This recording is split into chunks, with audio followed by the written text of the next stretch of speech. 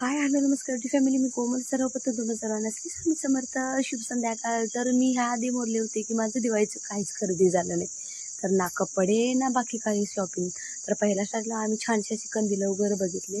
त्यामधलं एक सिलेक्ट करून छानसा असा आम्ही कंदिले घेऊन आलो. त्यानंतर पुन्हा निघालो किराणा माल आणण्यासाठी. तिथं गेले तर बघते तरी काय, अरे बापरे, 1.5 तास त्या किराणा मालाच्या दुकानामध्येच गेला. त्यानंतर तिथून घरी आलो, छानसं असं जेवण वगैरे केलं आणि लागलो. रात्रीचं खेळ चाली म्हणाल्यासारखं काम झालं आमचं.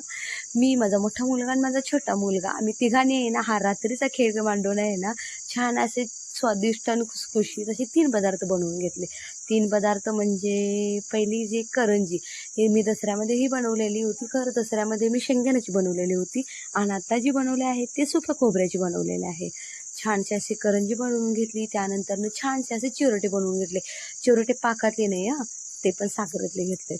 त्यानंतर छान असं शंकरपाळी बनवून घेतली आणि शंकरपाळीची करायची पद्धत, एका वाटीमध्ये कॉर्नफ्लॉवर, थोडंसं तूप, ते मिक्स करून घ्यायचं आणि त्यानंतर छान अशी जाडसर पारी लाटून घ्यायची आणि त्याच्यावरती मिश्रण पसरवून अशा प्रकारे घडी घालून आहे ना लाटून थोडंसं जाडसरमध्ये कट करून घ्या. इतकी छान लेअरवाली शंकरपाळी होते ना, खरंच खूपच छान आणि खुसखुशीत झालेली.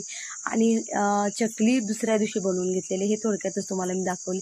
आणि याचं फुल रेसिपी हवी असेल तर प्लीज मला कमेंट करून नक्की सांगा. जय महाराष्ट्र.